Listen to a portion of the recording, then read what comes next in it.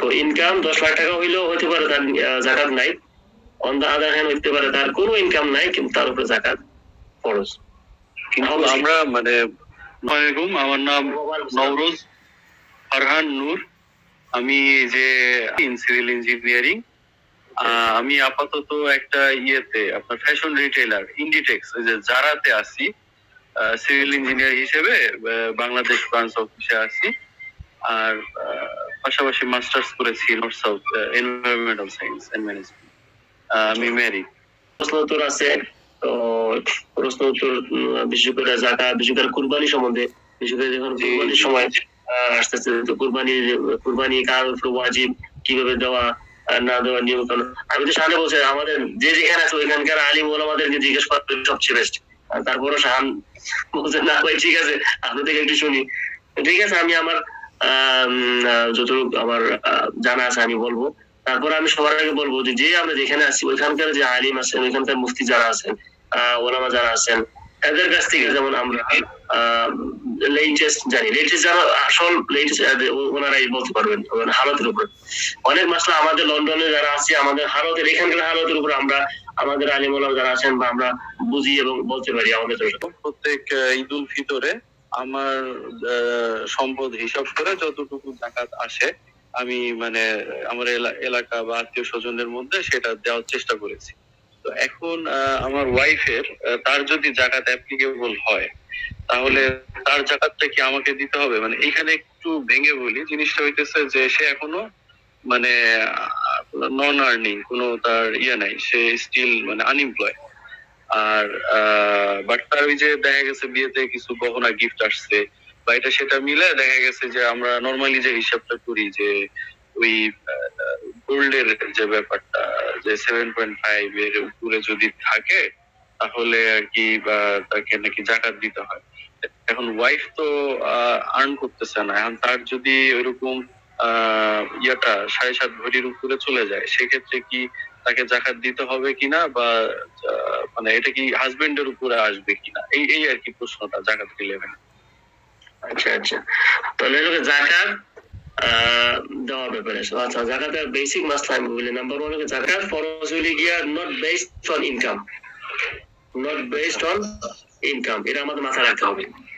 হইতে পারে এমন একটা লোক তার ইনকাম জিরো, সে বছরে তার 1 পয়সাও নাই কিন্তু তার উপর জাকাত ফরজ। অন দ্য অপোজিট সাইড এরকম হইতে পারে যে একজন ইনকাম প্রতি মাসে 10 লাখ টাকা, প্রতি মাসে হইতে পারে তার উপর জাকাত নাই। আচ্ছা আচ্ছা, ইট ইজ পসিবল, বুঝতে পারছি। ঠিক আছে, আচ্ছা এখন তাহলে আমরা আসি আমাদের সাধারণত মহিলা যারা আছেন, যারা বিশেষ করে বিবাহের আগে অনেক সময় দেখা যায় একটা মেয়ের বয়স 18-20 হয়ে গেছে, বাপ মা ওনারা কিছু স্বর্ণ কিছু কিনা ওনারা মেয়ের জন্য রেখে দিয়েছেন, এটা মেয়ের।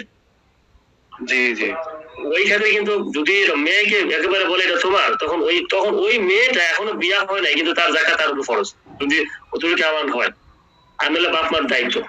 ঠিক আছে, আচ্ছা তো এর পরে বলি তাহলে এখন হলো একটা বিবাহিত মেয়ে, এখন সেম থিং বিবাহ হওয়ার সময় সাধারণত যতটুকু স্বর্ণ কেনা হয়, স্বর্ণ সামান্য কতটুকু থাকলে কিন্তু এটা রূপার হিসাবে, আর 1 টাকা থাকলে ওই টাকার তখন আর স্বর্ণ একসাথে হলে তখন রূপার হিসাব হবে।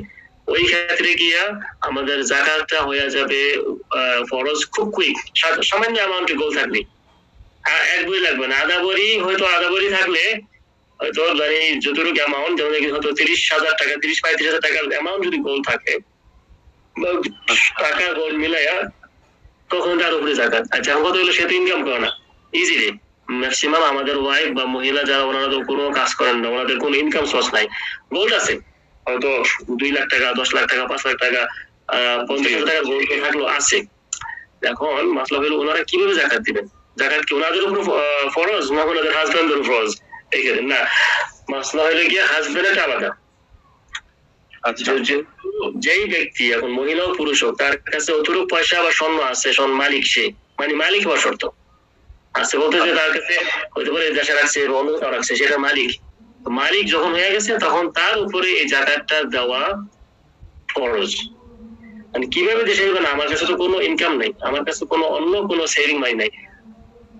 তো দুইটা সুরত আছে, এক সুরত হইলে গিয়া সে কিছু টাকা বড় করুক, বড় করে এখন দিয়ে দেব, ইমিডিয়েট দেওয়া তো ফরজ। আর না হলে এই স্বর্ণর কিছু পার্ট বিক্রি করতে হবে তার, যদি বলো যে তো এটা কিছু করা নাই কিন্তু এটা ফরজ, এটা আদায় করতে হবে, তাহলে গুণাগার। কিছু অংশ বিক্রি করে যতটুকু দরকার বিক্রি করে টাকাটা দিয়া ওই টাকাটা জাকাতে দেওয়া ফরজ।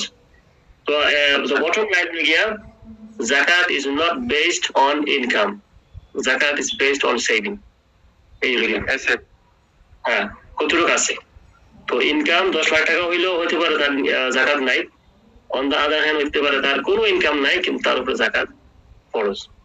কিন্তু আমরা মানে নরমালি যেটা জেনে এসেছি যে ওই 1 বছরে তার যদি এই পরিমাণ ওই যে 7.5 ভরির উপরে স্বর্ণ অথবা সেই পরিমাণ টাকা গচ্ছিত থাকে মানে সেভিংস থাকে, তাহলে তার উপরে মানে জাকাত। কিন্তু আপনার থেকে এটা কি নতুন জানলাম যে ওই সামান্য কিছু পরিমাণ থাকলেও জাকাত দিতে হবে, মানে এটা আমার জন্য আর কি নতুন এই ব্যাপারটা। আমি বলি 7.5 ভরি স্বর্ণ অথবা 52 তোলা রূপা, হ্যাঁ এখানে কিন্তু গোল্ড ও সিলভার। যখন মানুষের কাছে কিছু গোল্ড থাকে, কিছু সিলভার, কিছু মানি, এখন তো আমাদের ম্যাক্সিমাম কি থাকে, কিছু গোল্ড কিছু পয়সা, পয়সা বলতে 1 টাকাও, জি 1 টাকা তো মিনিমাম 1 টাকা সবার কাছে আছে। যখন টাকা হবে আর এখন গোল্ড হবে তখন গিয়া আমাদের সিলভারের হিসাব আসবে। সিলভার হিসাব হলে গিয়া 52 তোলা ইংলিশে গ্রাম যদি ধরে আমরা 612 গ্রাম, 612.36। তো সিলভারের দামে আসবে, আর সিলভারের দাম বর্তমানে বাজারে অনেক অনেক কম। তো সিলভারের দাম বাজারে আমি আমাদের লন্ডন হিসাবে দেখছিলাম গত মাসে 277 পাউন্ড রাফলি। তো বাংলাদেশ হিসাবে অ্যাবাউট 30,000 টাকা বলতেছি, কিছু কম বেশ হইতে পারে। তো এরকম 30,000 হয়তো 30 থেকে কিছু কম বেশ যার কাছে আছে টাকা, অথবা স্বর্ণ যে বললাম 1 ভরি স্বর্ণ বা আধা ভরি স্বর্ণ মিলিয়ে যদি টাকা মিলিয়ে যদি অতটুকু আইসা পড়ে তার উপর জাকাত খরচ। আচ্ছা, তো এখন এটা কি 1 বছর যাবত সঞ্চিত থাকতে হবে? মানে এমন হইলো যে আমার বছরের 10 মাস আমার কাছে কোনো টাকা ছিল না, 2 মাস মানে 1 রমজান মাসে আমার হাতে কোনো সঞ্চয় ছিল না, আর 1 রমজান মাসে দেখা গেল যে রমজান মাসের শুরুতে আমার কাছে কিছু টাকা আসছে। তো এখন এটা নাকি 1 বছর মেয়াদি মানে জমা থাকলে তারপরে দিতে হয়। ঠিক আছে, ব্যাপারটা হলো গিয়া যার উপর জাকাত একবার ফরজ হয়ে গেছে, একবার তার জন্য এই হুকুম অল থ্রু ইয়ার, পুরো বছর তার কাছে ওই ম্যাক্সিমাম অ্যামাউন্ট থাকা দরকার নাই। মাঝখানে সে তার কাছে হয়তো 10 টাকাও তার কাছে হয়ে গেছে কোনো সময়, সে মালিক। আবার দেখা গেছে একেবারে শেষ মাসে যেখান থেকে জাকাত দেওয়ার সময় তখন হঠাৎ করে সে তার জাকাতের যে দেওয়ার পুরো লেভেলে এসে পড়ছে। এখন বছরের প্লাস মাঝখানে সে 10 কোটি টাকা মালিক হয়ে গেছে, এবারে বছরের মাঝখানে তার কাছে 10 কোটি টাকা তার কাছে আসছিল কয়েক মাস, কিন্তু দেখা যাচ্ছে একেবারে এন্ড অফ দ্য ইয়ারে আবার ওই জাকাতের লেভেলে সে এসে পড়ছে। এখন প্রশ্ন হলো এখন সে জাকাত কোন হিসাব দিবে? তার হিসাবটা ওই এন্ড অফ দ্য ইয়ারে এখন তার হাতে যা আছে, তাই 30,000 টাকা হোক বা 1 লাখ টাকা হোক, ওইটার হিসাবে থেকে জাকাত যা হয় তা দিবে সে। আচ্ছা, তো মাঝখানে আপ ডাউনের কিছু আসে যায় না।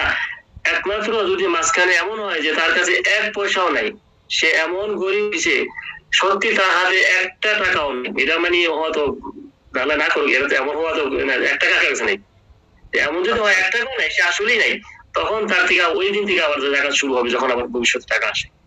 জি জি, বুঝতে পারছি। তাহলে আমি মানে আপনার থেকে যেটা বুঝলাম যে স্ত্রীদের বা মহিলাদের জাকাতটা তাদেরকে দিতে হবে, হয়তো বা ধার কর্জ অথবা তাদের স্বর্ণ মানে বিক্রি করে, এটা একটা হতে পারে।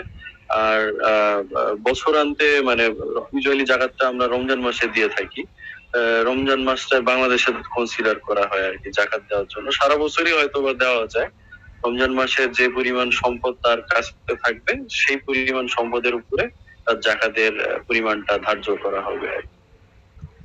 ইয়েস, আরেকটা মাসলা বলি, অলরেডি তুমি বলে ফেলাইছো, আমাদের কিন্তু জাকাতটা রমজান টু রমজান না, রমজান মানুষ কেন করে এটা হিসাবটা সহজ মনে রাখা। জাকাত যেদিনকার ফরজ হয়ে যায়, চাই যখন রমজান মুহররম মাস হোক, জিলকদ, জিলহজ, যেই কোনো মাস, আরবি মাসটাকে নাম্বার 1 আরবি মাস রাখতে হবে, কারণ ইংলিশ মাস রাখলে কিন্তু আমাদের যাকাত অনেক কম হবে। ইংলিশে হিসাবে বছরের দিন অনেক বেশি আরবি মাসের হিসাবে। এই জন্য আমাদের মাসটা আরবি মাসে রাখতে হবে। এই জন্যই তো রোজার মাস কিন্তু একসময় ঠান্ডায় ছিল, এখন গরম, আবার আস্তে আস্তে ঠান্ডায় আসবে। তো ওই জন্য আমাদের যাকাতটা আরবি মাস রাখা।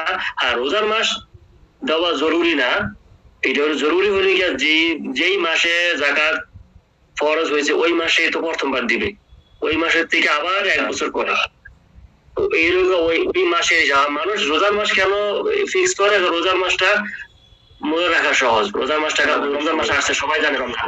বাকি যদি আমি এখন বলি যে বাকি 11 মাসের নামটা আমরা বলি, কয়দিন বলতে পারবো জানি না। আরবি নামটা বলা কঠিন, জিলকদ, জিলহজ, শাওয়াল বলাও কঠিন, অনেক সময় খেয়াল থাকে না কোন মাস আসলো কোন মাস গেল, খেয়াল থাকে না। ঈদে আরেকটা ব্যাপার থাকে, রোজার ঈদে যে মানে ওই সময় অনেকেই আমরা শপিং করি, তো গরিব দুঃখী মানুষ যারা থাকে তাদেরও একটা উসিলা হয়ে যায় শপিং করার জন্য, বা তাদের যে কোনো মানে প্রয়োজন মেটানোর জন্য ওই সময় অনেকেরই একটা বাড়তি খরচ যায় আর কি।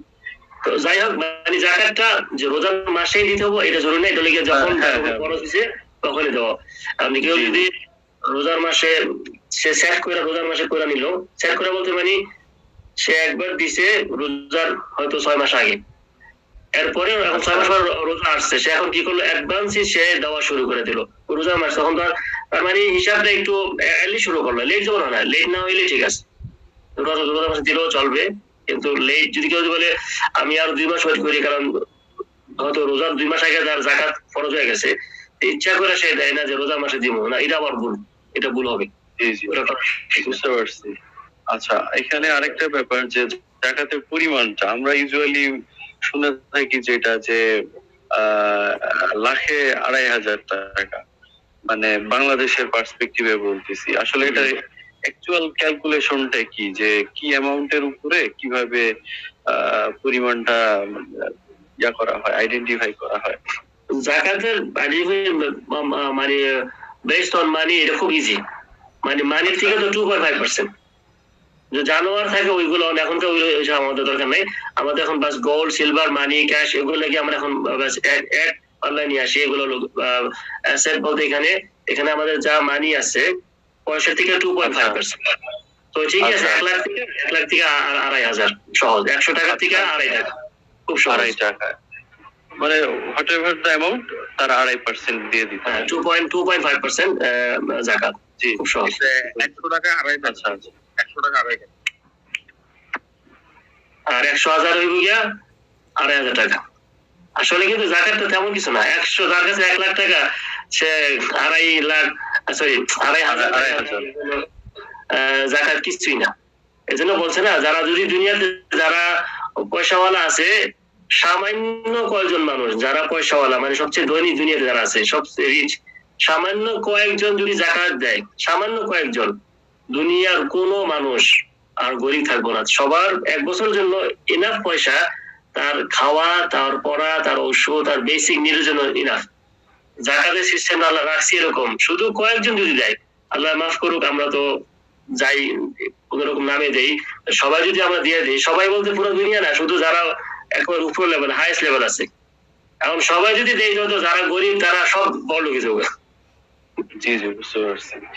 আচ্ছা, এইখান আরেকটা ব্যাপার যে আত্মীয় স্বজনের হক শুনি যে আগে মানে যাকাত দেওয়ার ক্ষেত্রে গরিব দুঃখী মানুষ যদি এমন হয় যে আত্মীয়দের মধ্যে আছে, মানে কথার কথা, আমি ঢাকায় থাকি, এখন আমি দেখলাম যে আমার আশেপাশে কেউ আছে যে যার অর্থ সাহায্য হইলে ভালো হয়, আবার আমার নিকট আত্মীয় হয়তো আপন রক্তেরই কেউ, সে হয়তো ঢাকায় থাকে না, সে আমার গ্রামে থাকে।